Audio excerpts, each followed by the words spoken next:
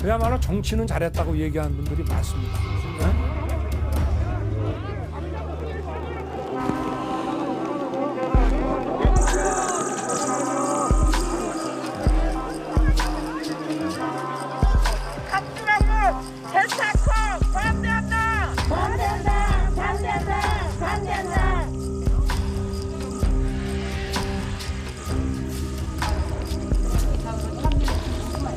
저분들의 그 마음을 제가 10분 이해를 하고요.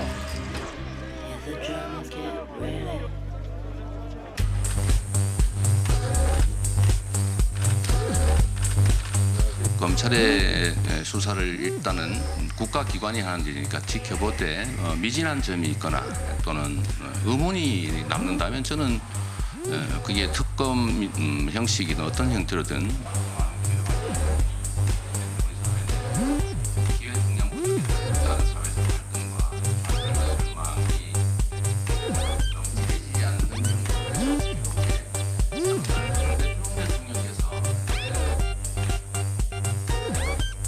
특검 만능주의적 사고를 하시는 것 같습니다. 아마도 서너 달 걸릴 겁니다. 대선 끝납니다.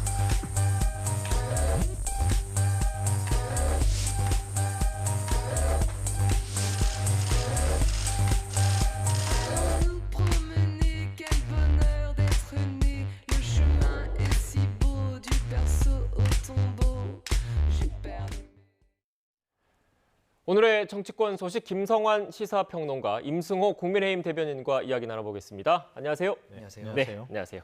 네, 먼저 민주당 소식부터 알아봐야 할 것 같습니다. 이재명 후보가 어제 관훈 토론 초청 토론회에 나갔는데, 관훈클럽 초청 토론회에 나갔는데 지금 대장동 관련된 질문이 쏟아졌습니다. 그런데 일단 그 전직 성남시장으로서의 인사 책임에 대해서는 사과를 했는데 자신은 잘못한 게 없다 이렇게 또 얘기를 했거든요. 결국 정면 돌파하겠다 이렇게 해석해야 되겠습니까? 네, 그렇죠. 그동안에 뭐 이재명 후보가 계속 주장해 왔던 바이기도 하고요. 그러니까 뭐 비리가 있었다고 하면 돈이 오갈 수밖에 없지 않겠습니까? 근데 이재명 후보에게 돈이 들어갔다고 하는 그 어떤 증거도 현재까지 나오지 않고 있는 상황이고요. 오히려 관련돼 있는 의혹 보면 예를 들어서 2011년 부산저축은행 수사를 대검 중수부 당시에 주인 검사가 지금 윤석열 후보 아니겠습니까? 당시에 불법 대출 혐의에 관해서 충분히 자료 제출도 받았고 했음에도 불구하고 수사하지 않았고 결국은 2015년 수원지검 특수부에서 수사할 때 그때 불법 대출 알선과 관련해서 관련자를 기소하는 이런 일이 벌어지지 않았습니까? 그리고 뭐 다 아시다시피 윤석열 후보의 부친 집을 김만배 씨 누나가 구입을 해줬다. 이것도 좀 이상하고요. 그다음에 오늘 조선일보 보면 박용수 특검 로펌 사무실에서 2015년 그러니까 대장동 개발 사업의 설계자라고 하는 정영학 씨하고 그다음에 성남 도시개발공사에 있었던 정민영 변호사가 만나서 공모 지침서를 협의하는 과정이 있었다. 몇 차례 만나서 결국은 어떻게 되는 겁니까?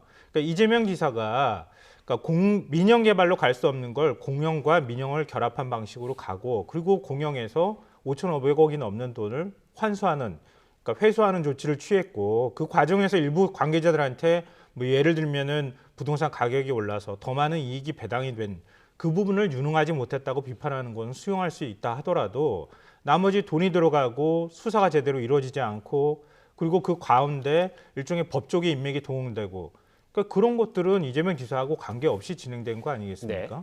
그러니까 그걸 이재명 지사가 다 책임져라 이렇게 얘기하는 것은 좀 부당하다고 생각할 수 있다고 저는 생각합니다. 네, 지금 평론가님께서도 말씀을 해주셨는데 또 어제 주목할 만한 발언이 있었습니다. 이 특검과 관련해서 조건부 특검 수용 의사를 밝혔습니다. 그런데 이 조건부 특검 수용이라는 게 특검 수용에 방점을 찍고 이해를 하면 입장이 조금 바뀐 것 아닌가, 선회한 것 아닌가 이렇게 볼 수 있지만 말씀하셨지만 이 검찰 수사가 미진했을 경우라는 전제 조건을 달았거든요. 근데 이걸 역으로 놓고 보면 검찰 수사가 마무리되기 전까지는 특검을 받지 않겠다 이렇게 해석할 수도 있다는 분석도 있던데 어떻게 보십니까? 그러니까 결국엔 조건부로 단 조건 자체가 굉장히 모호하다라고 생각이 드는 네. 게 수사가 미진할 경우라는 조건을 붙여놨으니 아마 이재명 후보는 특검을 주장을 하면서도 수사가 미진했다라는 굉장히 많은 변명을 들면서 끌 것이라고 예상이 들고 있습니다. 그리고 앞서 평론가께서는 이재명 후보에 적용된 어떤 그런 부분에 있어서 돈이 들어간 게 없지 않느냐라는 포인트를 제시하셨는데 사실 그 논리를 사용하게 되면 저희가 박근혜 대통령 탄핵 당시에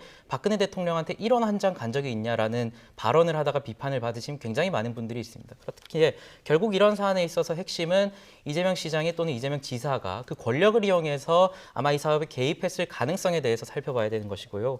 그러한 측면에서 지금 결국에는 대장동 사업 같은 경우에는 초과이익 환수 조항이 지금 핵심 조항인데 그 부분에 있어서 어떤 데에서는 미채택을 한 것이다라고 얘기를 하다가 어떤 데 있어서는 보고받지 않았다라는 얘기를 하고 있어요. 또 대장동을 넘어서 백현동 같은 경우에는 어떤 사업에 대해서는 옹벽을 한 6m 정도도 못 쌓게 하다가 지금 보면 백현동에 대해서는 50m를 쌓게 하고 종상향 같은 경우에도 갑자기 4단계를 상향시켜서 수천억의 이익을 받게 한 정황이 있습니다. 네. 이런 상황에서 과연 이재명 후보에 대한 이재명 후보의 권력이 없었다면 이재명 후보의 개입이 없었다면 이런 일이 있었을까 하는 것이 저희 야당이 품고 있는 의문이고요. 또 그런 사안을 실제로 보여주는 것이 현재 계속해서 드러나고 있는 여론조사 수치라고 생각합니다. 네, 그러니까 추가로 좀 질문을 좀 드리면 지금 그 유동규 전 본부장 등 관련자들, 의혹을 받고 있는 관련자들의 뇌물수수에 초점을 맞출 게 아니라 당시 성남시장이었던 이재명 후보의 배임과 관련된 부분에 초점을 맞춰야 되는데 그게 입장이란 말씀이십니까? 결국에는 저는 그 부분으로 갈 수밖에 없다라고 생각을 하고 지금 이재명 후보는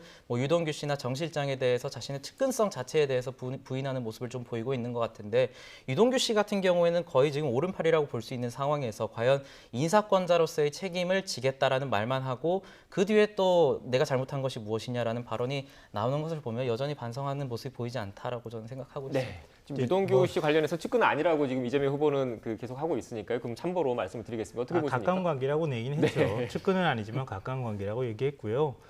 탄핵 사태 때 최소한 씨하고 박근혜 전 대통령하고의 관계를 빗대는 거는 네. 국민의힘에서 할 일은 아니라고 생각하고요. 아무리 그렇다 하더라도 그러면은 유동규 씨가 어느 정도 금액을 받았고 그걸 또 어떻게 이익을 공유했느냐 이런 것에 관한 최소한의 정황이라도 나와야 될 텐데 지금은 그런 관계가 오히려 또 아니잖아요. 네. 그리고 돈을 받았다고 하는 시점도 이재명 지사가 성남시장을 그만두고 경기도지사를 했을 시절에 받았다고 하는 거예요. 그리고 받았다고 하는 금액도 지금까지 검찰이 기소한 금액도 뭐 한 5억 정도밖에 되지 않는 상황이기도 하고 그리고 그 돈이 죄송합니다. 이재명 지사 쪽으로 뭔가 흘러들어갔다고 하는 정황이 있어야 그런 관계가 연결이 될 텐데 그런 거로 연결짓기는 좀 어렵다고 보고요. 지금 백현동 사업 말씀하셨잖아요. 근데 백현동 사업은 국민의힘이 다 알고 있으면서 저는 거짓말을 하고 있다고 생각하거든요. 왜냐하면 감사원 감사도 받았어요. 그 사업에 대해서. 제가 왜 그 내용을 기억하냐면은 과거에 그 높은 옹벽에 대해서 지적하는 언론의 비판적인 보도들이 있었고 그래서 저도 자료를 찾아보니까 감사원 감사를 통해서 백현동 사업을 시작할 때 그게 계속 땅이 유찰이 되니까 어쨌든 기관이 이전하는 상황이었잖아요. 그러니까 유찰이 되니까 식품연구원에서 땅을 매각할 수밖에 없는 상황이었고 매각을 급하게 하면서 그러니까 땅을 산 사람한테 종상향 시켜주겠다고 하는 전제 조건을 달았어요. 그리고 종상향이 안 되면 다시 또 우리가 땅을 되사주겠다고 하는 조건을 붙인 겁니다. 그래서 식품연구원이 오히려 성남시에다가 종상향을 해달라고 요청을 했고 감사원 감사에서 그런 사업 계획을 만들었던 감사원 직원, 그 식품연구원 직원에 대해서 해임 조치하라는 결과까지 나왔던 거예요. 네. 이건 성남시에서 주도해서 종상향을 해준 게 아니라 식품연구원에서 종상향을 해달라고 성남시에 요청을 해가지고 했던 겁니다. 그걸 국민의힘 쪽에서 과연 모르고 이런 주장을 하는지 좀 의문이고요. 그리고 유동규 씨하고 김만배 씨나 해서 핵심 관계자들이 만약에 검찰 수사를 통해서 구속되지 않았다고 하면은 아마 특검 요구가 더 많이 나왔을 거라고 생각해요. 근데 검찰 수사를 통해서 일단 구속을 했잖아요. 그러니까 검찰이 수사를 전혀 못하는 게 아니라 일단 핵심 관계자들에 대해서 구속영장을 발부받은 상태에서 수사를 할 수 있는 정도 상황까지 왔으니 검찰 수사 결과를 최소한 그래도 지켜보고 특검 여부를 논의하는 게 맞지 않느냐. 이게 지나치게 비상식적인 주장으로 보이지는 않거든요. 네. 일단 평론가님께서 말씀하신 백현동 이른바 옹벽 아파트 관련해서 감사원 감사가 있었고 이 쭉 말씀하신 내용이 팩트가 맞는 것 같은데 일단 그 국민의힘에서 제가 지적하는 건 이 부분인 것 같더라고요. 종상향과 관련해서 쭉 말씀하셨던 내용이 맞는데 한꺼번에 이렇게 몇 단계를 종으로 올려주는 게 이례적이지 않느냐. 그 과정에선 문제가 있지 않느냐. 이걸 좀 지적하고 있는 거 아닙니까? 그러니까 종상향 같은 경우에 평론가님께서 말씀하신 사안도 맞는데요. 이것이 지나치게 수직 상승을 했다는 점을 한꺼번에 저희는 많이 지적을 올라갔다. 하고 네. 있는 겁니다. 또 다른 사안에 대해서는 저희 박수영 의원께서도 말씀을 하셨지만 2단계 상향도 시켜주지 않은 지역이 굉장히 많은데 이 지역을 4단계 상향을 시켜주고 이 사업에 대해서 굉장히 잘한 사업이다라고 하는 것은 저희는 어불성설이라는 점을 지적할 수밖에 없다는 입장입니다. 아니, 지금 말씀하셨지만 감사원 감사에서도 그 종상향되는 게 4단계 종상향이라고 지금 얘기하잖아요. 그 부분에 대해서까지 식품연구원에서 약속했다는 부분이 감사원 감사 결과 보고서에 나와 있어요. 그러니까 그렇게 4단계로 올리지 않으면 아파트를 지을 수 없는 거거든요. 그러니까 개발 사업자한테 그 부지를 매각하면서 아파트를 지을 수 있는 용지로 만들어주겠다는 약속을 식품연구원에서 한 겁니다.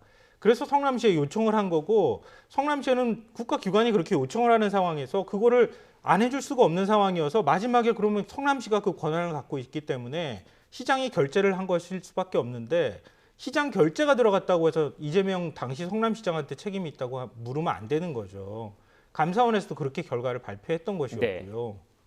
일단 뭐 지금 양측의 입장이 이 종상향 이 단계 기본적인 팩트에 대해서는 두 분 다 이제 알고 계시는데 이 종상향을 이렇게 한꺼번에 여러 개 올린 단계가 적절했는지 여부에 대해서 또 이견차가 좀 있는 거지 않습니까? 그리고 이 연장선상에서 이 부분과 관련해서도 아마 수사당국에서 들여다봐야 할 것 같은데 국민의힘 쪽에서는 그 검찰 수사가 제대로 이루어질 것이냐, 이 부분에 제대로 이루어질 것인지에 대해서 의문을 갖고 있는 거고 그래서 특검을 당장 도입해야 된다는 말씀이신데 어제 이재명 후보가 조건부 특검과 관련된 얘기를 하면서 민주당 내에서도 조금은 입장이 바뀐 듯한 그런 모습이 좀 보이고 있습니다. 관련된 녹취가 있는데 녹취를 먼저 듣고 오겠습니다. 저희는 검찰 수사가 아직 끝나지 않았다고 보고 있으니까 저희가 먼저 연락할 일은 없습니다. 그런데 야당이 연락을 해오면 협상을 피할 생각 없습니다. 특검 논의 대선 전부터 시작할 수 있다. 저는 할 수 있다고 생각하고 있습니다. 네. 이거 많이 달라진 거네요. 그러면 입장이. 저는 검찰 수사 끝나도 의혹이 해소되지 않았다고 저는 주장들을 할 거기 때문에 저는 그렇다고 하면은 특검도 수용할 수 있지 않나 그런 의지를 갖다 후보가 표시한 것으로 좀 보고 있습니다. 이재명 후보의 특검에 대한 조건부 수용 입장을 보면서 이재명 후보가 아주 궁지에 물렸다는 그런 생각이 듭니다. 젊은 사람들 용어로 이거를 가불기라고 합니다. 가드가 불가능한 기술. 특검을 즉각 수용하지 않으면 특검을 거부하는 자가 범인이라는 국민의 확신에 따라 선거를 질 것이고 그렇게 선거를 지면 새로 탄생한 정부에서 어차피 엄정한 수사를 받을 테니 조건부 수용이라는 애매한 입장을 통해서 시간 벌기에 나선 것으로 보입니다. 특검은 그렇기 때문에 즉각적으로 구성되어야 하고 특별검사의 실질적인 임명권도 여당이 가지면 안 됩니다. 네, 이준석 대표의 발언을 들었는데 특검을 즉각 구성해야 하고 실질적인 임명권도 여당이 가지면 안 된다. 이게 지금 핵심적인 부분인 것 같은데 이어서 김기현 원내대표도 협상 시작하자 이렇게 제안을 한 거죠? 네, 그렇습니다. 여야가 이렇게 합의를 한 이상 더 이상 미룰 필요는 없다라고 생각을 하고 다만 저희가 합의를 한 건 아닌 것 같은데 합의를 윤호중 원내대표께서도 적극적으로 나서겠다라고 하셨으니 저는 좀 신기하긴 합니다. 불과 며칠 전까지만 해도 민주당 의원들이 시간이 지체된다라는 이유로 굉장히 반대를 하다가 급선회를 하는 모양새인데 저는 결국에 이 배경에는 최근에 있었던 여론조사에서 특검 요구에 대한 국민들의 요구가 압도적이고 또 그 이후에 있었던 여론조사에서도 이재명 후보가 대장동 사업에 연관되어 있을 수밖에 없다라는 것이 계속 과반 이상이 나오고 있기 때문에 이러한 상황에서 특검 자체를 거부하는 것은 민주당도 굉장히 부담을 느꼈을 것이라고 생각을 합니다. 다만 저희가 이제 우려하는 지점은 특검에 대한 인사권을 가지는 과정에서 과연 여당이 자신들에게 유리한 인사를 가져가지 않을까라는 생각이 드는데 사실 이 국정농단 특검 같은 경우에도 당시의 야당이 전격적으로 인사권을 가져갔고 지금의 국민들이 의혹을 품는 지점에 있어서 만약에 여당이 이 특검에 대해 인사권을 가져가려고 한다면 이것은 허수아비 특검이 될 수밖에 없기 때문에 이것은 야당이 전격적으로 인사권을 가져가든지 아니면 국민들이 충분히 동의할 수 있을 만한 인선이 되어야 된다 그렇게 생각합니다. 네, 일단 국민의힘 쪽에서 바로 협상하자 이렇게 얘기를 했는데 민주당에서는 어떻게 나올까요? 지금은 협상할 단계가 아니잖아요. 네. 일단 검찰 수사 결과를 보고 그다음에 특검 논의를 해도 괜찮다 이렇게 얘기를 하고 있는 상황이기 때문에 좀 너무 앞서가는 거 아닌가 이렇게 생각이 되고요. 아직 특검법도 논의되고 있지 않은 상황에서 특검을 누구를 임명할 권한을 쥐고 있느냐 여기까지 논의하는 건 너무 많이 나간 얘기인 것 같고요. 네. 그러니까 이재명 후보 입장에서도 좀 난감할 거예요. 그러니까 자신이 얘기하는 것처럼 이게 민영 개발로 갈 때 그냥 내버려뒀으면은 지금 이런 논란 없을 거 아니겠어요. 네. 그냥 민간이 개발해서 민간이 당시에 법률에 근거해서 개발하고 난 다음에 만약에 비리가 있었어도 민간이 처벌받으면 그만이었었던 건데 그래도 성남시가 뭔가 공영이 들어가서 그리고 또 한 10km 떨어져 있는 거기에 근린 공원을 만들겠다고 하는 그런 것까지 같이 하면서 성남 시민들한테 혜택을 주겠다고 해서 공영 개발을 같이 시도했던 거 아니에요. 그리고 어찌됐든 간에 5,500억이 넘는 돈을 환수했는데 그거에 대해서 뭐 민간 개발업자들 사이에서의 비리, 뭐 이른바 50억 클럽에 관한 부분, 곽상도 의원이 하나은행 김정태 회장하고 뭐 어떤 방식으로 얘기를 했든 간에 그런 것에 대한 책임을 다 지라고 하면 좀 억울한 측면이 있다고 생각하지만 국민들이 부동산과 관련해서 굉장히 분노하는 여론이 있기 때문에 네. 어찌됐든 이재명 후보 책임져라 이렇게 얘기하는 거 아니겠어요. 그러니까 합리적 설명이 잘 안 먹히는 상황이 된 거예요. 그러니까 검찰 수사 결과가 나온다 하더라도 그 부분에 대해서 뭐 어떤 수사 결과가 나올지 모르겠지만 여론이 잘 돌아서지 않을 가능성이 있다고 하는 점은 참 난감한 상황일 거라고 생각해요. 그래서 아무리 결백합니다라고 얘기하기보다는 만약에 미진하면 난 특검까지 받을 각오가 돼 있습니다라고 하는 정도까지 얘기를 해줘야 국민들께서 예를 들면 나중에 가면 그럴 수 있기 때문에 정말 결백하다고 생각하는 거 아닌가라고 믿어주지 않겠나 하는 마음을 저기 깔고 지금 얘기하는 거 아닌가 생각합니다. 네, 일단 뭐 특검과 관련해서 앞으로도 계속 논쟁이 좀 벌어질 것 같으니까 어떻게 이어질지 경과를 좀 지켜봐야 할 것 같고요. 또 이재명 후보 어제 토론회에서 그 발언 가운데 또 논란이 됐던 발언이 있습니다. 제가 발언의 전반적인 취지를 왜곡되지 않도록 하기 위해서 어제 이재명 후보 인터뷰 원문을 제가 그냥 그대로 읽어드릴게요. 먼저 제 잘못은 인정하고 사과드린다. 잘못한 건 사실이죠. 저는 음주운전 경력자보다 초보운전 경력자가 더 위험하다고 생각한다. 이 발언을 놓고 지금 논란이 좀 불거지고 있습니다. 어떻게 보셨습니까? 뭐 저는 이후에 논란이 불거지자 이재명 후보 측에서는 뭐 실수할 가능성이 초보 운전자가 많다라는 네. 얘기였다는데 저는 그 해명도 쉽게 이해가 되지 않더라고요. 결국에는 이재명 후보를 둘러싼 굉장히 뭐 사적인 논란도 많고 공적인 논란도 많은데 이재명 후보의 태도가 문제라고 생각을 합니다. 본인이 출마 선언을 할 당시에 형수 욕설과 관련해서도 상당히 사과는 드리겠습니다라는 태도를 일관했고 다만 이런 사정이 있었다를 굳이 붙이고 있는데 그런 사정들이 국민들이 쉽게 이해할 수 없는 것이고 특히 이 발언 같은 경우는 최근 음주운전에 대한 사회적인 경각심이 굉장히 높아지고 윤창호법까지 제정된 상황에서 이런 식의 발언을 한다는 것은 또 음주운전 피해자들에게 또 상처를 줄 수 있는 발언이라고 생각합니다. 네. 그런데 또 이재명 후보 입장에서는 그냥 이 발언 자체가 바로 그냥 이렇게 먼저 나온 게 아니라 질문 자체가 일단 음주운전과 초보운전에 대한 질문이 이런 취지로 나와서 여기에 대한 답변이었다. 이렇게 해명을 할 수도 있을 것 같습니다. 앞서 그래서 왜곡되지 않기 위해서 앵커께서 그렇게 말씀해 주신 거잖아요. 네. 그것도 사실은 좀 축약된 거예요. 네. 제가 볼 때는. 그러니까 마음 그리고 같아서 최대한 많이 전문을 말씀드리려고. 네, 전문을 다 읽어드리고 싶다 이런 네. 생각이 드는데요.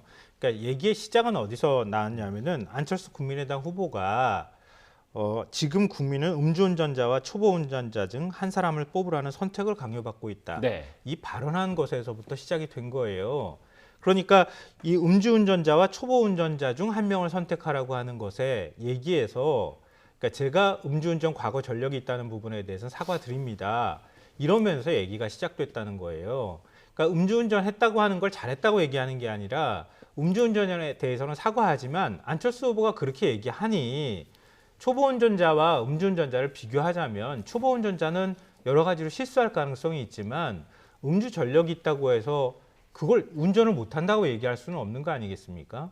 그러면서 설명했던 거예요. 그러니까 설거지 많이 하면 그릇을 깰 가능성은 더 높다. 근데 음주운전 전력이 있다고 해서 그 사람이 운전을 못한다고 얘기하는 건 아니지 않느냐. 네. 이렇게 얘기하는 과정에서 나왔던 얘기라는 거죠. 그러니까 음주운전에 대해서 이거 괜찮다라고 설명하기 위해서 나왔던 부적절한 발언이라고 보기는 좀 맥락을 읽어보면 저는 좀 맞지 않은 얘기다라고 생각합니다. 네. 조금만 덧붙이자면 대부분의 국민들은 안철수 후보의 그 비유적인 표현에서 이 상황이 나왔다는 것을 알 겁니다. 하지만 정상적인 대선 후보고 정상적으로 자신의 과오를 반성하고 있는 사람이라면 음주운전과 초보운전 모두 잘못됐다라고 이야기를 하고 윤석열 후보와 저 모두 잘못한 일이라고 생각을 한다라고 말을 해야지 이런 식으로 발언을 하는 것은 평론가께서는 부연 설명을 해주시고 계시고 있지만 그런 전문을 살펴봐도 결국에는 내가 좀 더 낫다라는 발언으로밖에 해석되지 않아요. 그러니까 지금 윤석열 후보의 전두환 씨 발언 같은 경우에도 상당히 많이 비판을 받고 있는데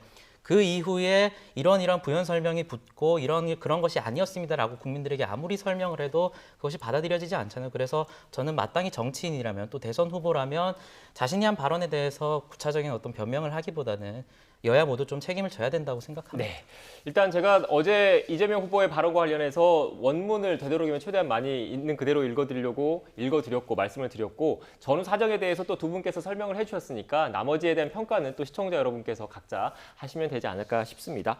이어서 야권 사정도 좀 알아봐야 될 것 같아요. 어제 윤석열 후보가 광주를 방문을 했습니다. 그런데 추모비까지는 못 간 거죠? 예, 아무래도 상당히 많은 저항이 예상된 상황에서 입장을 하는 데만 30분 이상의 시간이 소요됐고 또 거기서 시간을 너무 지체하다 보면 또 추가적인 피해가 발생할 수 있기 때문에 일단 기자회견과 발표를 하는 정도로 마무리를 했습니다. 네, 호남 민심을 잡는데 아직은 좀 더 시간이 걸린다 이렇게 봐야 되겠습니까, 평론가님? 그렇죠. 아직도 뭐 이번 한 번으로 어떻게 끝날 수 있겠습니까? 그리고 이른바 전두환을 옹호하는 발언을 한 거 아니겠습니까? 네. 그리고 그 발언이 그냥 나오고 난 다음에 곧바로 사과한 것도 아니고 내가 무슨 문제가 있느냐, 내 발언에 문제 없다 이런 식의 태도를 취했던 거고요, 처음에. 그래서 그 다음에 유감 표명만 했다가 다시 또 여론이 더 안 좋아지니까 그 다음에 사과를 한다고 했는데 사과를 했다고 하는 그날 이른바 개사과 사진을 올렸던 거 네. 아닙니까? 일종의 조롱을 한 거예요. 나의 생각은 틀리지 않았는데 왜 자꾸 사과하라고 하느냐. 그래서 개서가가 올라갔던 거다. 이렇게 조롱한 걸로 지금 호남이나 아니면 광주 시민들이 받아들일 수밖에 없고 뭐 좀 더 나아가자면 뭐 중도층이나 우리 사회의 합리적 판단을 할 수 있는 국민들이 반발했던 거 아니겠습니까? 그러니까 이 부분에 대해서 그냥 사과 한 번으로 끝날 수 있는 성질은 아니라고 보고요. 네. 또 많은 분들이 아마 그렇게 생각하실 거예요. 이게 결국은 어제 방문해서 사과를 할 때에도 이거 가짜 사과다 이렇게 광주 시민들이 받아들일 수밖에 없었던 것은 윤석열 후보가 지난 7월에도 이한열 열사 묘지에 가서 묘비 어루만지고 사과하고 그리고 5월 어머니회까지 만나서 차담회까지 했어요. 그리고 난 다음에 불과 열흘 뒤에 민주공원에 가서 6월 항쟁을 기념하는 부조 있는 데 가서 이한열 열사 뻔히 부조가 있는 상황인데도 이거 부마 항쟁이 아니냐 이렇게 얘기했던 인물이에요. 그러니까 역사인식 자체가 없는 거 아니냐라고 의심받고 있다고 하는 것이죠. 그러니까 그런 인식이 본인 스스로가 바뀌었다고 하는 것을 입증하거나 아니면 거기에 따르는 확실한 어떤 약속과 대안을 내놓지 않으면 저는 쉽게 마음이 돌아설 거라고 생각하지는 않습니다. 네. 어제 윤석열 후보 측에서도 이런 취지의 얘기를 하긴 했던데 어제 광주 방문 한 번으로 끝나는 게 아니라 계속 사과하겠다, 진정성 있게 나가겠다 이게 지금 윤 후보 측 입장인 거죠? 뭐 당연한 얘기입니다. 저희가 광주 지역을 한번 방문을 하고 사과를 한다고 해서 그 성남 민심이 풀릴 것이라고 생각한다면 그것은 굉장히 오만일 것이고 네. 앞으로의 행보에 저는 방점을 두어야 된다라고 생각을 합니다. 지역을 일정해서 사과를 드리는 것은 당연한 수순이고 그 이후에 호남 지역과 광주 지역에 정책적으로 자신이 무엇을 보여줄지 또 윤석열 후보 스스로가 증명을 해야 되고 또 5.18 정신을 헌법 전문에 넣겠다라는 약속까지 하셨으니 저는 앞으로의 행보가 더욱더 중요하다라고 생각하고 있습니다. 네. 앞으로 행보 말씀하셔서 추가로 좀 질문을 하나 더 드리겠습니다. 윤석열 후보가 어제 광주에 갔다가 김대중 전 대통령의 정치적인 고향인 목포에서 하룻밤을 묵고 오늘은 또 지금 김해 봉화마을로 가더라고요. 그게 다 연장선에 있다고 보면 되겠습니까? 뭐 아무래도 지역 방문 일정에서 정치적인 어떤 상황을 고려해야 되는 것은 당연한 일이고 윤석열 후보 본인도 5.18 발언에 대해서 굉장히 큰 실수를 했지만 여전히 김대중 대통령과 노무현 대통령에 대한 존경심을 표현한 바도 있습니다. 그렇기 때문에 당연한 수순이고 또 성난 호남 민심을 가라앉히기 위해서는 충분히 필요한 일정이라고 보고 있습니다. 네, 이렇게 목포 그리고 경남 김해 봉화마을 가는 게 윤석열 후보 측의 입장에서는 뭐 중도 그리고 외연 확장에 도움이 될까요? 뭐 도움되는 문제를 떠나서 네. 지금 일단 가야 되는 길이잖아요. 네.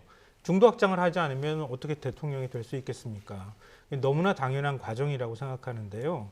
다만 이른바 전두환 옹호 발언 나왔을 때 반발 여론이 생겼던 것처럼 윤석열 후보는 자기가 가질 수 있는 최고의 특장점, 그러니까 가장 큰 장점을 다 버려버렸어요. 6월에 대선 출마 선언하고 나왔을 때 많은 국민들이 그렇게 생각했거든요. 공정과 정의라고 하는 화두를 들고 중도 확장을 하면 뭔가 가능성이 있지 않을까라고 생각했는데 정반대로 극우 쪽으로 계속 치우치는 행보를 했단 말이에요. 그럼 그거는 가짜냐 이렇게 지금 물어볼 수밖에 없는 상황이라는 거죠. 그러니까 지금 와서 표를 얻기 위해서 저는 그런 사람이 아닙니다. 이렇게 설명하려고 하는 게 금방 어떻게 받아들여질 수 있겠습니까? 계속 반복된 얘기, 정책으로 중도 확장을 할 수 있을 만큼 중도층이 마음을 돌릴 수 있을 만큼의 뭔가의 대안들을 내놓으면서 반복적으로 그런 대안들이 진정성 있다고 하는 걸 보여줘야 그때 가서 저는 마음이 서서히 돌아설 수 있다고 생각합니다. 네, 결국 두 분의 말씀은 윤석열 후보 앞에 놓인 과제, 앞으로의 행보에 달려있다 이 말씀인데 그 행보를 뒷받침할 주요 조직이 선거대책위원회입니다. 아직 그런데 민주당과 달리 그 국민의힘은 선대위가 꾸려지지 않은 상태인데 김종인 전 비대위원장 그리고 이준석 대표 등과 미묘한 신경전도 지금 감지가 되고 있습니다. 관련된 녹취가 있는데 녹취를 듣고 오겠습니다. 대통령 선거에 있어가지고는 사실 당에서 그 서울시장 선거보다 모셔야 될 원로들이 많다라는 이야기가 나오기 때문에 오히려 그런 것들을 좀 원활하게 하기 위해서는 사실 많은 분들이 그 직위에 좀 그 욕심을 내기보다는 제가 봤을 때는 좀 각자 실무를 좀 찾아가는 그런 형태로 선대위 구성되는 게 맞다. 저는 그런 생각을 합니다. 금태섭 전 의원이나 윤희숙 의원도 이제 전 의원이 됐네요. 전 의원에 대해서는 우리 당에 그 반드시 필요한 분들이라고 저도 생각을 하고 아마 후보도 그렇게 생각을 하고 있을 겁니다. 그래서 그런 면에서 그 김종인 비대위원장의 제안 중에 포인트가 두 인물이지 그 두 인물을 어디 위치해 주는데 포인트가 있는 게 아니기 때문에 그런 부분 뭐 잘 될 거라고 봅니다. 네, 국민의힘 후보가 정해져서 임 대변인님이 오늘은 그동안 좀 편하게 말씀해 주셨는데 또 답변하기 어려운 질문을 좀 드려야 될 것 같습니다. 지금 국민의힘 그 윤석열 후보 선대위 잡음 없이 잘 꾸려질까요? 지금 소위 언론에서 갈등이라고 붙여주는 부분들이 윤석열 후보와 어떤 이준석 대표 또는 윤석열 후보와 김종인 위원장 간의 갈등이 아니라 소위 언론에서 그 측근 관계자를 빌려가지고 발언하는 것들이 굉장히 대표나 지도부에서 좀 불편한 심기를 보이고 있는 거거든요. 측근 관계자의 말에 따르면 저희가 경선 승리를 했는데 왜 이준석 대표와 김종인 위원장의 심판대에 올라가야 되는 것인지 모르겠다. 이런 발언들이 계속 나오고 있으면서 캠프 내 어떤 인물과 캠프 내 인물과 지도부 사이의 갈등은 있을 수 있지만 실제로 윤석열 후보와 김종인 위원장 그리고 이준석 대표는 굉장히 긴밀하게 소통을 하고 있고 실제로 최고위 이후에 오늘 대표의 백브리핑 같은 경우에도 윤석열 캠프 측에서 제안한 인사에 대해서 저희 대표가 비토한 것은 단 한 명도 없었습니다. 그렇기 때문에 다소 선대위가 꾸려지는 과정에서 자연스러운 어떤 갈등의 모양새는 민주당도 그랬듯이 저희 당도 겪을 수밖에 없겠지만 실제로 세 인물 간의 소통은 굉장히 원활하게 이루어지고 있다고 말씀드리겠습니다. 소통이 원활하게 이루어지고 있다는 예상된 답변을 또 이렇게 해주셨는데 일단 그 언론 확인된 건 아닙니다. 확인된 건 아닌데 언론 등을 통해서 나오는 거는 김종인 전 위원장이 금태섭 전 의원이나 윤희숙 전 의원을 공동 선대위원장으로 이렇게 좀 앉히면 어떠냐 이런 생각을 갖고 있는 것 같다 이런 보도가 나오고 있더라고요. 어떻게 보십니까? 글쎄요. 윤희숙 전 의원이 얼만큼 중도 확장에 도움이 될까요? 네. 별로 동의하기는 좀 어려운데요. 어찌됐든 좀 지금 최고의 목표는 결국 부동층을 어떻게 잡고 가느냐 이거 아니겠습니까? 네. 그런 면에서 김종인 전 비대위원장도 만약에 선대위원장을 맡게 된다고 하면 그런 부분들을 제일 신경 쓸 수밖에 없을 거고요. 이준석 대표 입장에서는 2030 세대의 마음을 사로잡을 수 있는 그런 선대위를 구성하는 걸 굉장히 큰 관심사로 두고 있는 것 같고요. 근데 문제는 윤석열 후보입니다. 당 우선권까지 지금 갖고 있는 상황이잖아요. 당대표보다 오히려 더 지금 후보의 입장이나 후보의 말이 더 중요한 상황이 됐는데 후보 중심으로 캠프를 꾸리고자 하는 욕심을 버리지 못하고 있는 것 같아요. 근데 민주당도 사실 선대위를 꾸렸지만 이 선대위 인사들 몇몇 보면 이 지사 측근이 거의 안 들어갔거든요. 그러니까 용광로 선대위라고 하면서 당이 중심이 돼서 가 있어요. 근데 지금 국민의힘은 당이 중심이 아니라 후보 중심으로 자꾸 꾸리는 과정에서 지금 불협화음이 생기고 있는 거라고 생각하는데요. 어제 이제 윤 후보하고 같이 경선 과정에서 붙었던 그 다른 후보 캠프 측 인사와 잠깐 얘기를 나눴는데 지금 선대위를 구성하는 데 있어서 가장 다른 캠프 쪽 인사들이 걱정하는 것은 공천 학살이 또 있는 것 아니냐 이런 부분이라고 얘기하고 있어요. 내년 지방선거 관련해서요? 네. 그러니까 내년 재보궐도 있고 네. 그 다음에 이제 지방선거가 또 바로 6월에 있는 상황이잖아요. 그러니까 만약에 김종인 전 비대위원장이 선대위원장을 맡는다 하더라도 대통령 선거 끝나고 나면 결국 당의 주도권은 만약에 대통령에 윤 후보가 당선이 된다고 하면 윤 후보 중심으로 꾸려질 수밖에 없다는 거예요. 과거 친이 친박 공천학살이 있었던 것처럼 만약에 윤 후보와 관련해서 윤 후보가 이번에 조직파 동원했다고 하는 얘기는 뭐 다 공제 사실 아닙니까? 근데 그 많은 도움을 줬다고 하는 사람들이 뭘 기대하고 와서 도움을 줬겠냐는 거예요. 그러면 선대위 구성할 때 나름의 역할들을 해야 그래야 나중에 공천을 받을 수 있다고 하는 기대 이런 것들을 갖고 있기 때문에 당협위원장들이 적극적으로 결합했던 거 아니겠습니까? 근데 그 당협위원장들이 선대위 참여 못하고 결국 경량형이든 아니면은 실무형이든 간에 선대위를 구성했을 때 나중에 가가지고 우리는 어떻게 될지 모른다 이런 반발이 지금 생기고 있는 거 아니겠어요? 그러니까 그게 저는 핵심이라고 생각합니다. 그러니까 그렇지 않은 만약에 다른 캠프 인사들은 이거 공천 학살 될 거라고 하는 두려움에 휩싸여 있고 다른 쪽은 공천 받겠다고 하는 이런 것들이 계속 충돌하는 한 결국 선대위 구성이 원만하게 되기 어려운 거 아니냐. 그러니까 결국은 후보가 그런 마음들을 내려놓고 그렇게 반발할 만한 사람들을 안심할 수 있도록 다독여주고 이런 과정들이 선행되어야 그래야 뭐 용광로든 어떤 선대위든 구성이 가능하지 않겠는가 저는 그렇게 생각합니다. 네, 그러니까 뭐 어떻게 보면 지방선거, 재보선 이런 공천권 그리고 향후 당내 입지와 관련해서 각자의 이해관계가 다르기 때문에 좀 신경전이 갈등이 불거질 수밖에 없다 이런 취지의 말씀이신 것 같은데 그럼 제가 이 질문을 하나 드릴게요. 그 권성동 그 의원이 어떻게 보면 윤 후보의 중마고지 않습니까? 그런데 선대위로 가지는 않았지만 비서실장으로 됐어요. 이 안을 놓고 어떻게 보면 윤 후보가 나름의 절충안을 냈다라고 분석하는 측도 있고 한쪽은 또 어떻게 보면 측근을 그 핵심 보직에 앉혔다 이렇게 또 분석하는 사람도 있더라고요. 어떻게 보십니까? 권성동 의원 같은 경우는 실제로 윤석열 후보와 굉장히 긴밀한 소통을 하고 있는 사이고 네. 이번 경선 과정에서 굉장히 많은 도움을 줬기 때문에 윤석열 후보 입장에서도 상당히 신뢰하는 부분이 있을 겁니다. 하지만 저는 윤석열 후보의 앞으로의 입장이 굉장히 중요할 것이라고 생각을 합니다. 만약 캠프에 대해서 지나친 정치적 부채감을 갖고 있어서 평론가님께서 말씀하신 대로 당과 화합을 하지 못하고 마치 윤석열 캠프 전체가 이렇게 당을 접수하는 듯한 그런 행태를 보인다면 저는 강한 비판에 휩싸일 수밖에 없다라고 생각을 하지만 저는 윤석열 후보 자체도 본인의 현재 2030 지지율에 있어서 이준석 대표와 손을 잡지 않으면 굉장히 어렵다. 또 김종인 위원장과 손을 잡지 않으면 자신의 경륜을 부족한 경륜을 보태줄 수 없는 그런 부분이 있기 때문에 저는 그 부분에 있어서 절대 윤석열 후보가 어떤 캠프 자체를 당처럼 운용하는 그런 일은 없지 않을까 하고 있습니다. 네, 마지막으로 간략하게 권성동 비서실장 카드에 대해서 어떻게 생각하십니까? 가장 중요한 자리죠, 비서실장이. 네. 왜냐하면은 후보는 일단 선거운동 들어가게 되면요. 후보와 관련해서 뭔가 직접 소통하기가 굉장히 어렵습니다.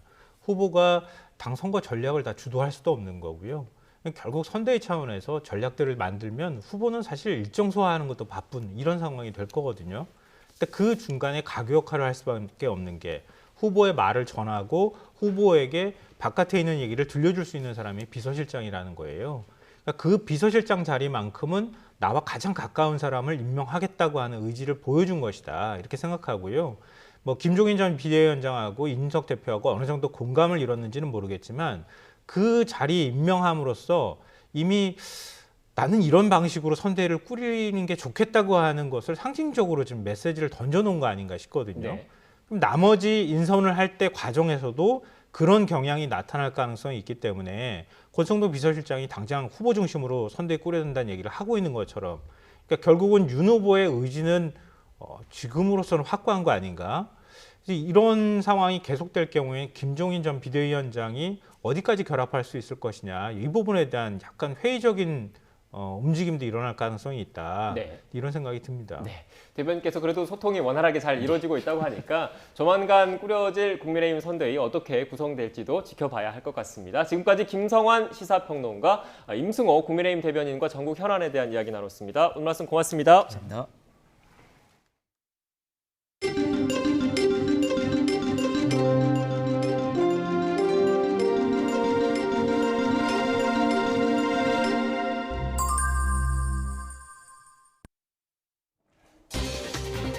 대장동 개발 특혜 의혹과 관련해 배임과 뇌물 등의 혐의로 구속된 화천대유 대주주 김만배 씨가 이틀째 검찰 소환에 불응했습니다. 검찰은 김 씨와 남욱 변호사에 대한 구속기한 연장을 법원에 신청할 예정입니다. 국민의힘이 대장동 의혹을 수사할 특검 법안 처리를 위해서 여야가 당장 만나야 한다고 강조했습니다. 더불어민주당은 특검 협상을 피할 생각이 없다면서도 윤석열 후보에 대한 의혹도 수사해야 한다는 뜻을 밝혔습니다. 정부의 긴급 수급 조치로 오늘부터 주유소에서만 요소수가 판매됩니다. 승용차는 한 번에 10리터, 화물차는 30리터까지 구매할 수 있는데 이번 조치는 연말까지 계속됩니다. 내일부터 유류세가 6개월 동안 한시적으로 20% 인하됩니다. 리터당 휘발유는 164원, 경유 116원, 액화 선유가스 부탄은 40원씩 가격이 내려갈 것으로 보입니다. 텔레그램 대화방 N번방을 만들어 성착취 영상을 제작 배포하고 피해자를 협박한 갓갓 문형욱에게 대법원이 징역 34년을 확정했습니다. 조주빈과 함께 박사방을 운영한 붓다 강훈도 15년 징역이 확정됐습니다. 성매매 사이트 40여 곳을 운영하면서 사용자 정보를 주고받으며 수도권에서 성매매를 알선한 일당 37명이 붙잡혔습니다. 경찰은 성매매 기록을 확보해 성매수 남성들을 추적하고 있습니다. 앞으로 요소수는 주유소에서만 판매할 수 있고 승용차 한 대당 한 번에 최대 10리터까지만 살 수 있게 됐습니다. 또 요소와 요소수를 수입하고 생산, 판매하는 기업은 일일 실적 관련 정보를 다음 날 정오까지 신고해야 합니다. 정부는 이 같은 내용의 긴급 수급 조정 조치를 오늘부터 제정해 곧바로 시행에 들어갔습니다. 이번 조치는 연말까지 한시적으로 시행되며 시행과 동시에 요소수 수출은 원칙적으로 금지됩니다. 내년 6월까지 공업용 요소와 요소수를 수입할 때 할당 관세를 전혀 부담하지 않게 됩니다. 정부는 임시 국무회의를 열어서 공업용 요소와 요소수에 대한 관세율을 현행 최고 6.5%에서 0%로 인하하는 할당 관세 규정 대통령령 개정안을 의결했습니다. 이에 따라 내일부터 내년 6월 30일까지 수입 신고하는 공업용 요소와 요소수는 관세 부담 없이 국내에 공급할 수 있게 됩니다. 네, 이렇게 앞서 전해드린 것처럼 정부가 요소수 수급 안정을 위해서 긴급 수급 조정 조치를 시행하기로 했습니다. 또 요소수 수입에 대한 관세율을 인하하는 등의 세제 지원도 병행하기로 했습니다. 김부겸 국무총리의 임시 국무회의 발언 내용 직접 들어보시겠습니다. 정부는 매점 매석 금지 고시에 이어 국내 수급을 안정적으로 관리하기 위해 요소와 요소수에 대한 긴급 수급 조정 조치를 시행하고자 합니다. 요소수 물량이 충분히 확보될 때까지 우선 확보된 물량이 꼭 필요한 곳에 효율적으로 공급될 수 있도록 수입, 생산, 판매 등에 대한 명령과 판매 방식 지정 등을 통해 수급을 관리해 나가겠습니다. 세제 지원도 병행하겠습니다. 추가로 수입되는 요소에 대해서는 관세율을 인하하여 수입선을 다변화하는 데 어려움을 겪지 않도록 지원하겠습니다. 호주에서 2만 7천 리터의 요소수를 수송하는 공군 다목적 수송기가 오늘 오후 김해공항에 도착합니다. 군 관계자는 호주로 급파된 수송기가 요소수를 싣고 우리 시각으로 오늘 아침 8시 반쯤 현지를 출발했다고 밝혔습니다. 정부는 이 요소수를 민간 구급차 등 긴급한 수요처에서 사용할 수 있도록 조치할 계획인 것으로 알려졌습니다. 군 당국은 이와 함께 13개 군부대에서 비축하고 있던 요소수 445톤 가운데 200여 톤을 민간에 풀기 시작했습니다. 이 요소수는 부산, 인천, 광양, 평택, 울산 등 전국 5개 주요 항만 인근 32개 주유소로 향했으며 주유소당 적게는 0.5톤에서 많게는 10여 톤의 요소수가 공급되는 것으로 알려졌습니다. 내일부터 유류세가 약 6개월 동안 한시적으로 20% 인하돼서 휘발유 등 기름값이 내릴 것으로 보입니다. 당정이 지난달 말 결정한 유류세 20% 인하를 소비자 가격에 그대로 반영할 경우 리터당 휘발유는 164원, 경유는 116원, 액화 석유가스 부탄은 40원씩 가격이 내려가게 됩니다. 하지만 기름값은 개별 주유소가 결정하기 때문에 인하분이 100% 소비자 가격에 반영되는 것은 아니고 또 인하분이 적용되기까지는 1주에서 2주가량 걸릴 것으로 보입니다. 코로나19 신규 확진자가 2,520명으로 이틀째 2,000명 중반대를 기록했습니다. 하루 전보다 100명 가까이 늘면서 주 중반 이후 증가세가 이어지고 있는 겁니다. 확산세 속에 위중증 환자도 연일 최대치입니다. 하루 새 13명이 늘면서 현재 473명, 역대 최대 규모입니다. 지역 발생은 2,494명으로 전국 곳곳에서 환자가 속출했습니다. 수도권에서만 2,001명이 확진돼 국내 환자의 80.2%를 차지했습니다. 비수도권 비중은 19.8%로 경남과 부산에 환자가 집중됐습니다. 숨진 환자는 21명이 늘어 국내 사망 누적은 3,033명에 달합니다. 위중증 환자가 급증하면서 피해 규모가 커지고 있는 것입니다. 피해 최소화를 위한 백신 접종은 1차 접종률은 81.3%입니다. 접종 완료율은 77.4%로 집계됐습니다. 스와미나탄 세계보건기구 WHO 수석 과학자가 코에 뿌리는 신종 코로나19 백신이 나올 가능성이 있다고 말했습니다. 스와미나탄은 소셜 라이브 Q&A 행사에 참석해 129개 백신 후보 물질이 임상실험 단계까지 왔다며 이 중 코나 입에 뿌리는 2세대 백신이 포함될 수 있다고 말했습니다. 그렇게 되면 주사보다 투약이 쉽고 직접 투약할 수도 있어 이점이 크다고 말했습니다. 미국에서 코로나19 백신을 맞은 5세에서 11세 어린이가 일주일 만에 90만 명에 이른 가운데 바이든 행정부는 전방위 홍보 활동을 펼치고 있습니다. 이스라엘에서도 정부 자문위가 이 연령대 아이들의 접종을 권고함에 따라 조만간 구체적인 일정이 발표될 것으로 보입니다. 조수연 기자입니다. 백악관 관리에 따르면 현지 시간 10일 저녁까지 약 90만 명의 5세에서 11세 어린이가 화이자 백신 1회분을 맞은 것으로 집계됐습니다. 지난 3일 이 연령대 아이들을 상대로 접종이 시작된 지 일주일 만에 달성한 수치입니다. 이 관리는 앞으로 며칠간 약국에서 백신을 맞겠다는 예약 건수도 70만 건에 달한다고 밝혔습니다. 백악관은 어린이들의 백신 접종을 위해 전국 각지의 소아과 의원과 약국, 아동병원, 학교 등과 긴밀한 협력을 이어가고 있습니다. 5세에서 11세 백신 접종이 진행 중인 곳은 전국 2만여 곳으로 늘었습니다. 대통령 부인인 질 바이든 여사도 비베크 머시 미 의무총감과 함께 전국적인 캠페인에 나섰습니다.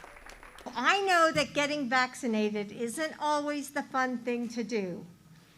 I don't like needles myself. So let's give a round of applause to all the brave kids here who got their shots. 미국에 이어 이스라엘에서도 전체 인구의 13%를 차지하는 5세에서 11세 접종이 조만간 시작될 것으로 보입니다. 이스라엘 정부 백신 자문위원회는 회의를 거쳐 5세에서 11세 어린이에 대한 화이자 백신 접종을 권고했습니다. שהמטרה המרכזית היא שמירה על בריאות הילדים כפרטים. ובסופו של יום ההחלטה היא אוטונומית ולשיקולה הפרטי של כל משפחה ועליה להיות נטולת כפייה. 현지 언론은 늦어도 열흘 안에 이르면 다음 주부터 접종이 시작될 것으로 예상했습니다.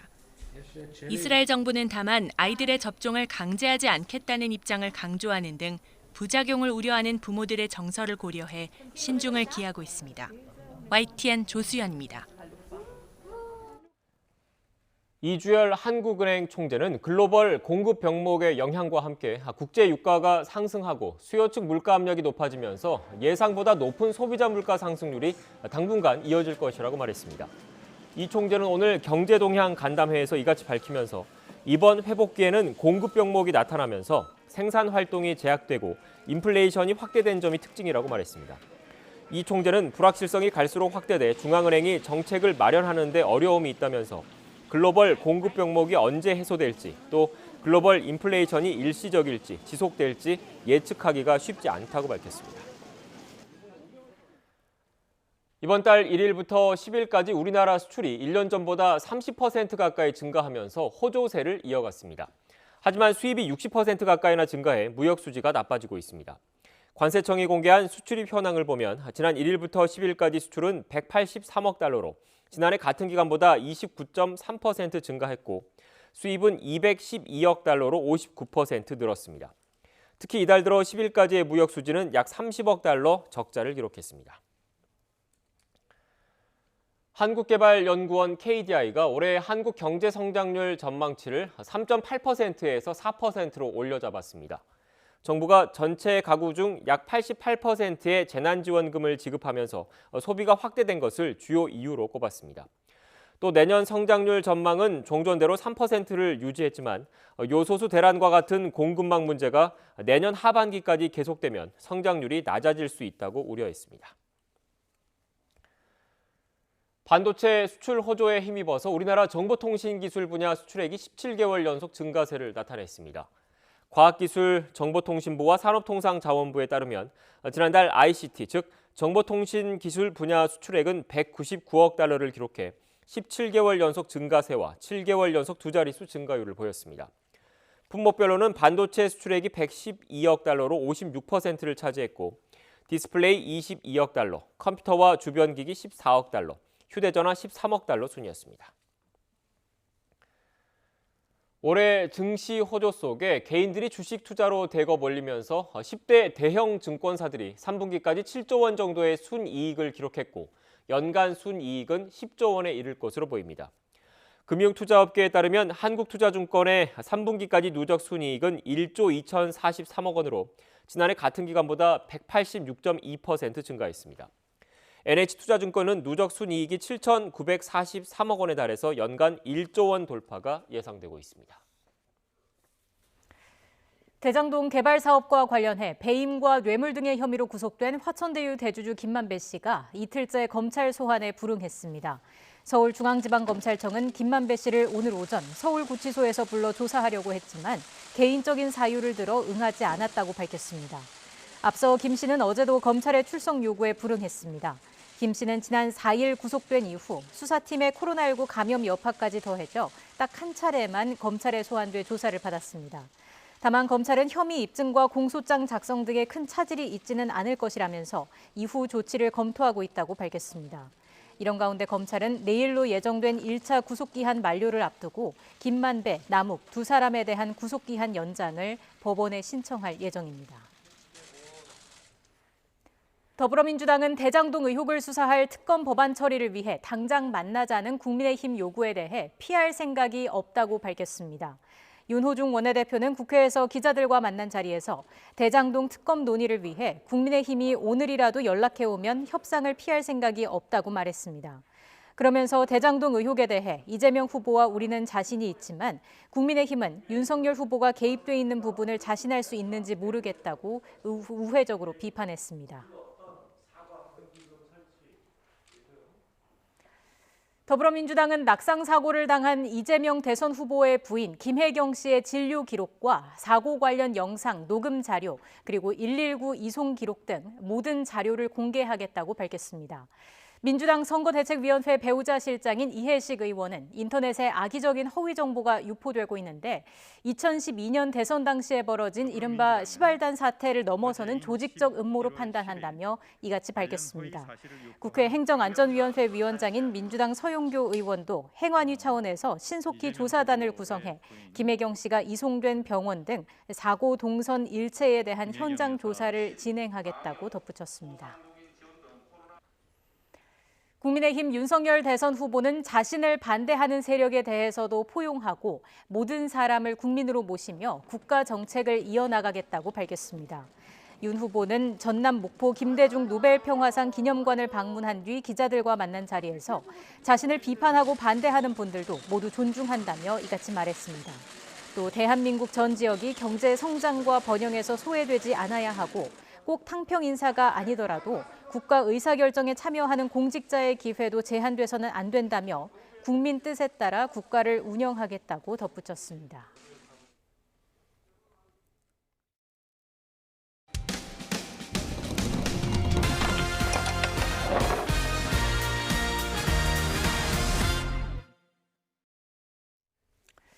유명 포크그룹 가수가 공연을 위해 충북 청주에서 경기 남양주까지 이동하면서 사설 구급차를 타고 갔다는 제보가 들어왔습니다. 해당 가수 측은 몸이 좋지 않아서 구급차를 불렀다가 상태가 나아져서 공연장으로 가게 됐다고 해명했는데요. 연예인이 사설 구급차를 택시처럼 이용한다는 의혹도 제기되고 있습니다. 신준명 기자입니다. 북한 강변의 한 야외 공연장입니다. 지난달 30일 이곳에서 남양주시가 콘서트를 열었는데 공연 당시 사진을 살펴보면 충청북도에서 온 사설 구급차 한 대가 공연장 바로 앞에 주차돼 있습니다. 충북 소재 사설 구급차가 왜 경기 남양주까지 와 있던 걸까? 80년대 대비해 오랜 기간 인기를 유지하며 대중에 널리 알려진 포크그룹 리더 A씨가 이 사설 구급차를 타고 청주에서 남양주 공연장까지 이동한 것으로 확인됐습니다. 내려주셨다는 거죠? 그 행사장에? 네네네네. 병원을 간 게 아니라 거기서 공연을 하셨네요? 거기 내려드리면 그분 뭐 컨디션 따라서 뭐 할 수도 있는 문제고. 청주에서 열린 지인 결혼식에 참석했던 A씨는 열이 나고 혈압이 높아지는 등 몸 상태가 좋지 않다며 사설 구급차를 불러 탑승했습니다. 그런데 원래 가려던 서울의 대형 병원은 가지 않고 공연장으로 향했습니다. 탑승 비용은 23만 원. 주말이면 교통정체로 3시간 넘게 걸릴 거리인데 사이렌을 켜고 달리는 사설 구급차를 이용해 2시간도 채 걸리지 않아 도착한 겁니다. A씨 측은 구급차를 타고 병원으로 이동하는 도중 몸 상태가 좋아져 공연장으로 행선지를 바꾼 것뿐이라고 해명했습니다. 수영을 마시려고 구급차 타고 올라오셨는데 도중에 조금 편안해지셨다 하더라고요. 그럼 컨디션 회복됐는데 그럼 도로에 중간에 내려야 되는 건가요? 하지만 당일 A씨 측이 남양주시와 행사업체에 건강상의 문제로 공연에 늦거나 참석이 어렵다고 언급하지 않았던 것으로 확인됐습니다. 사설 구급차를 개인적인 용도로 이용한 이른바 연예인 택시일 가능성이 제기됩니다. 앞서 지난 2013년엔 코미디언 강유미 씨가 공연 시간에 늦어 구급차로 이동했다는 사실이 SNS를 통해 알려지면서 비난이 쏟아졌습니다. 응급의료법에 따라 사설 구급차는 응급 환자 이송 외에 다른 목적으로 사용할 수 없습니다. 위반 시 1년 이하 징역, 1,000만 원 이하 벌금을 받을 수 있습니다. 보건복지부와 관할 지자체는 A씨가 탑승했던 사설 구급차 업체를 상대로 정확한 경위를 조사해 위반 사항이 확인되면 고발할 방침입니다. YTN 신준명입니다. 가수 태연을 포함해 3천 명의 피해자가 발생한 2,500억 원대 기획부동산 사기 의혹 사건 YTN이 단독으로 보도해드렸는데요.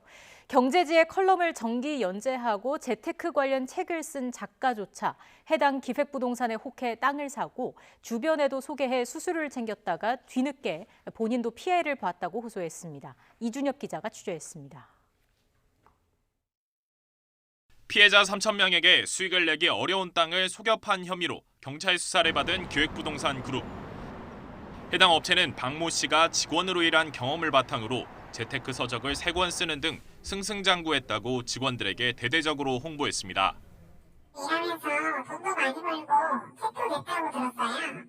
일하기 전에 S 대기업 다녔는데 얼마나 똑똑한 사람이냐며. 하지만 박 씨 본인은 YTN 취재진에 전혀 다른 이야기를 털어놓았습니다. 지분 투자라면 비교적 적은 돈으로도 역세권 토지를 살 수 있다는 수법에 혹해 업체에서 파는 땅을 사고 주변 사람들에게도 소개한 뒤 중개 수수료를 받긴 했지만 프리랜서 계약조차 맺은 적 없다는 겁니다. 괜찮아 보여서 그냥 샀는데 제가 사면서 일부 약간 소개를 했죠. 게다가 정작 박 씨가 지난 2018년 업체로부터 매입한 땅 2필지는 오히려 너무 비싸게 사 수익을 보기가 요원하고 본인이 운영하던 카페 회원들에게 중개한 땅도 일부 강제 수용되면서 투자금이 반토막 나 이젠 직접 책임져야 하는 상황이 됐습니다. 업체의 모르쇠로 본인 투자금 손실은 물론 지인들에 대한 경제적인 책임까지 더해져 극심한 스트레스에 시달린다고 호소했습니다. 좀 손해보신 부분들은 제가 책임지고 끝까지 하려고 하고 있는 거죠. 전문가들은 각종 개발 제한으로 지번 쪼개기조차 어려운 땅에 지분 투자를 권하는 경우가 많다며 주의해야 한다고 조언했습니다. 지분으로 소유를 하게 된 경우에는 법적으로도 그렇고 현실적으로도 굉장히 어려움들이 많기 때문에 그것을 본인이 감내할 수 있는지 객관적으로 잘 판단해 봐야 됩니다. 땅 투자 칼럼니스트조차 홀린 소자본 역세권 투자의 유혹. 토지는 지분을 쪼개 투자하면 처분과 활용이 모두 어려운 만큼 수익을 미끼로 권하면 일단 사기로 의심하고 투자하지 않아야 피해를 예방할 수 있다는 지적입니다. YTN 이준엽입니다.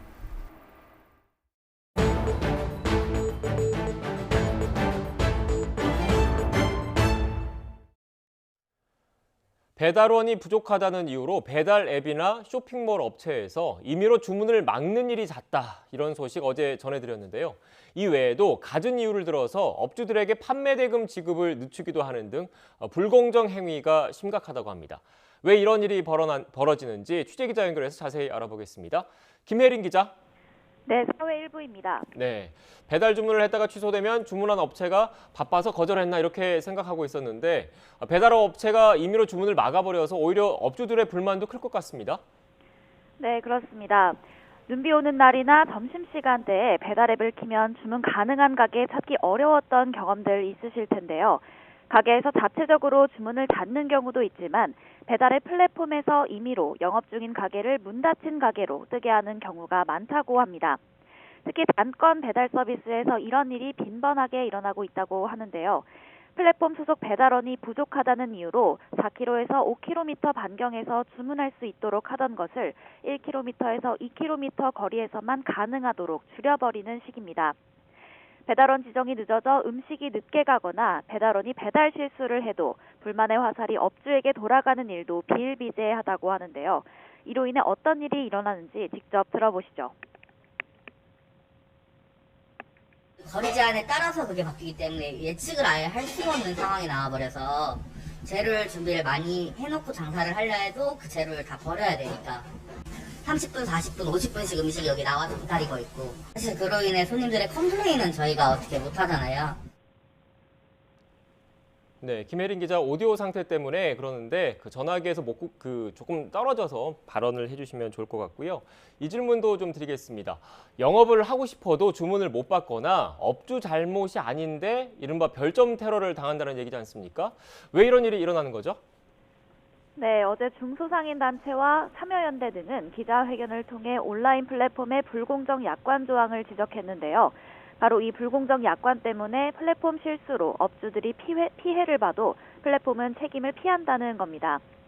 한 배달 플랫폼의 단건 배달 서비스 약관을 보면 주문 복주, 악천 후, 교통마비 등 정상적인 상품 배달이 어려운 상황이 발생한 경우 한시적으로 배달 가능 지역을 축소할 수 있다고 적어두었는데요.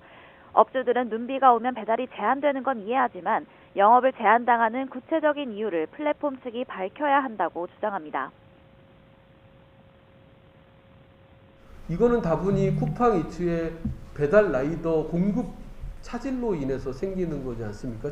딜레이가 되거나 이런 내용을 공유하고 공지해 주는 거에 대해서는 충분히 이해할 수 있는 부분인데 플랫폼 책임으로 배달 사고가 나거나 음식이 훼손돼도 고객 불만에 대해 책임지지 않는 것도 문제로 지적됩니다.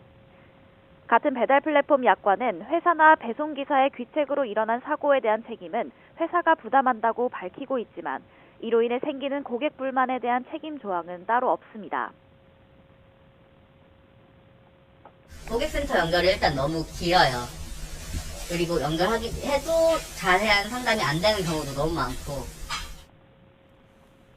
네, 김혜린 기자. 그런데 문제는 이게 비단 배달 플랫폼만의 문제가 아니라는 거죠?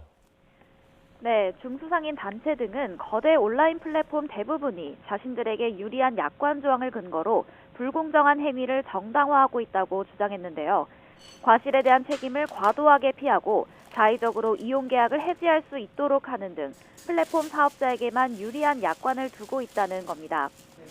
한 오픈마켓 플랫폼의 경우 판매 상품과 관련해 부정적 이슈로 회사의 명예가 실추되거나 유무형의 손해를 입을 우려가 있는 경우 이용 계약을 해지할 수 있다는 약관을 두고 있는데요. 이 조항으로 인해 자의적인 계약 해지가 가능해진다는 설명입니다. 특히 오픈마켓 플랫폼 대부분이 합리적인 사유가 있는 경우 판매 대금 지급을 늦출 수 있다는 조항을 두는 것도 문제로 지적됩니다. 일단 오픈마켓 정산일 문제가 최근에 가장 큰 불만 중에 하나로 받아들이고 계시고 대부분 해지 사유로 회사가 해지가 필요하다고 인정하는 경우와 같은 전혀 예측하기 어려운 조항들이 다수 발견되었습니다. 중소상인들은 불공정 약관으로 인해 플랫폼에 대한 종속성이 심해지고 있다고 호소했는데요. 9개 온라인 플랫폼 사업자의 약관에 대해 공정거래위원회에 불공정 심사 청구를 제기했습니다. 또 현재 온라인 플랫폼 영역에서 불공정 행위를 규율하는 법령이 없다면서 온라인 플랫폼 공정화법을 조속히 제정해야 한다고 촉구했습니다. 지금까지 사회 일부에서 전해드렸습니다. 공공기관이 소송에서 이기고도 369억 원의 소송 비용을 회수하지 않고 방치한 것으로 드러났습니다. 국민권익위원회는 351개 공공기관에 대한 소송 관련 실태 조사 결과 59개 기관이 소송 비용 회수 규정이 없었고 회수하지 않은 소송 금액은 369억 원에 달하는 것으로 나타났다고 밝혔습니다. 권익위는 이를 모든 공공기관으로 확대할 경우 1,000억 원 이상이 될 것으로 추정된다고 덧붙였습니다. 서로 고객 정보를 주고받으면서 출장 성매매 업소를 연합해서 운영한 업주 등이 무더기로 경찰에 붙잡혔습니다. 경기 남부경찰청 생활질서계는 성매매 사이트 41곳을 운영하면서 수도권을 위주로 성매매를 알선한 4개 일당 37명을 검거하고 업주와 실장 등 7명을 구속했습니다. 업주 4명은 한 업체의 예약이 꽉 차면 다른 곳에 손님을 넘겨주는 방식으로 성매매 업소를 연합해서 운영한 혐의를 받고 있습니다. 이들 일당은 포털 검색창에서 맨 먼저 노출되는 성매매 사이트를 빌리거나 알선 전문 사이트에 자신들이 운영하는 출장업소가 가장 앞에 나오게 해서 범죄 수익을 늘리려 한 것으로도 조사됐습니다. 텔레그램 대화방 N번방을 만들어서 성착취 영상을 제작, 배포하고 피해자를 협박한 각각 문형욱에게 중형이 확정됐습니다. 대법원은 청소년 성보호법 위반 등의 혐의로 재판에 넘겨진 문형욱에 대해서 징역 34년을 선고한 원심을 확정했습니다.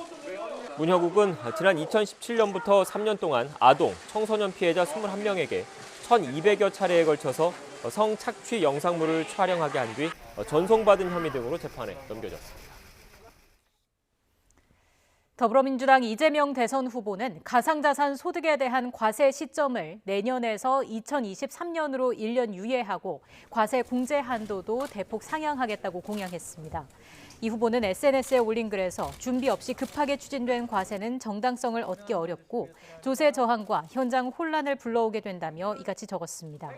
이어 금융투자 소득 개편 방안이 본격 시행되는 2023년에 가상자산을 포함한 자산소득 전반에 통합 과세하는 게 더 타당하다는 의견이 있고 과세 공제 한도를 대폭 상향하는 것도 필요하다고 설명했습니다. 미국의 물가 상승률이 31년 만에 최고치를 기록했습니다. 물가 급등이 이어질 경우 기준금리 인상 시점을 두고 연준의 고민이 깊어질 것으로 보입니다. 김원배 기자가 보도합니다. 미국 정치에 큰 영향을 미치고 있는 휘발유 값은 현재 전국 평균이 1갤런, 즉 3.78리터에 3달러 40센트로 7년 만에 최고 수준을 보이고 있습니다. But people are suffering, especially people in middle class and low class cannot afford to be paying gas prices of $4. Soon it'll be $4. 휘발유를 비롯한 에너지 가격 상승 등으로 지난달 미국의 소비자 물가 지수가 지난해 같은 달보다 6.2% 급등했습니다. 1990년 12월 이후 약 31년 만에 최고치이자 6개월 연속 5% 이상의 상승률을 기록했습니다. 올해 들어 소비자 수요가 회복되는 가운데 전방위적인 공급망 차질과 인력 부족으로 기업들이 소비자 가격을 꾸준히 올린 결과라고 블룸버그 통신은 분석했습니다. 조 바이든 미국 대통령은 미국의 소비자 물가 지수가 31년 만에 최고를 기록했다는 미국 노동부의 발표 이후 성명을 내고 물가 상승 추세를 뒤집는 것이 자신의 최우선 사안이라고 강조했습니다. Today's economic reports showing unemployment continued to fall, but consumer prices remain too high. 미국의 물가 급등은 기준금리 인상 시점을 앞당길 수 있는 요인이지만 제롬 파월 연준 의장은 지난 3일 기자회견에서 최근의 물가 상승은 일시적인 현상이란 기존 입장을 유지했습니다. Like most forecasters, we continue to believe that our dynamic economy will adjust to the supply and demand imbalances, and that as it does, inflation will decline to levels much closer to our 2% longer run goal. 그러나 물가 급등이 이어질 경우 기준금리 인상 시점을 놓고 연준의 고민이 깊어질 것으로 보입니다. YTN 김원배입니다.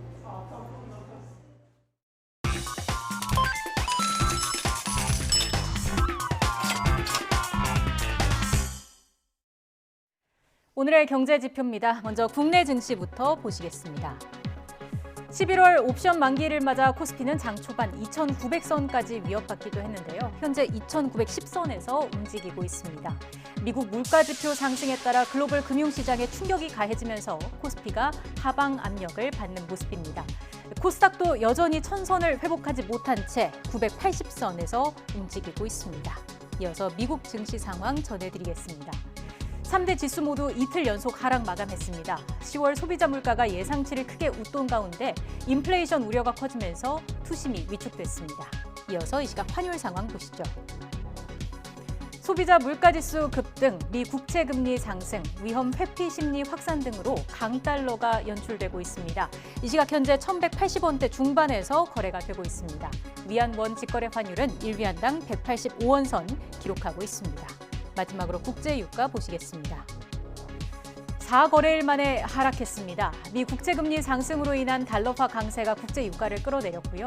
미국 주간 원유 재고가 증가한 것도 유가 하락의 요인이 됐습니다. 지금까지 오늘의 경제지표였습니다.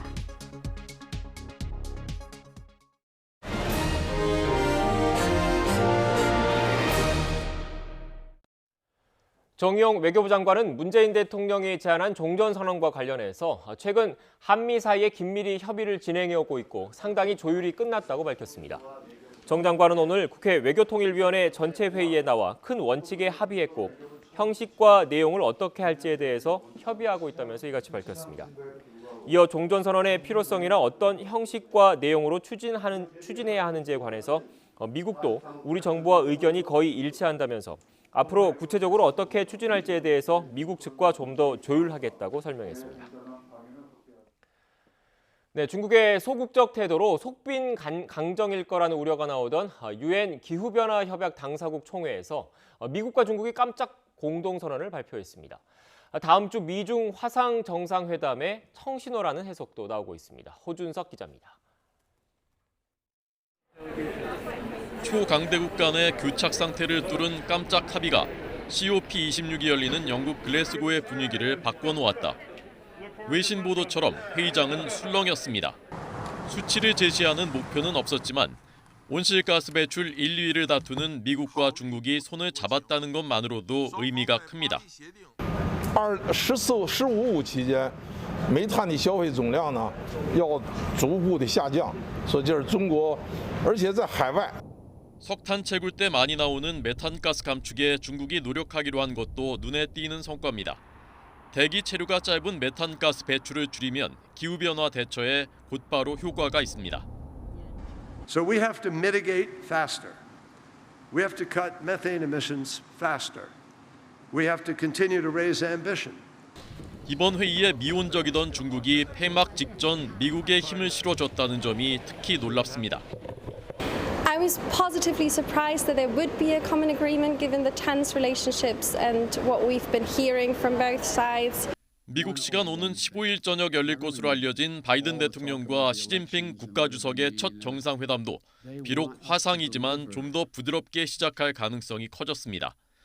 물론 타이완 문제와 무역 전쟁 등 입장을 좁히기 어려운 현안이 많아 강대강으로 치닫던 두 나라가 적극적인 협력으로 돌아설지는 미지수입니다.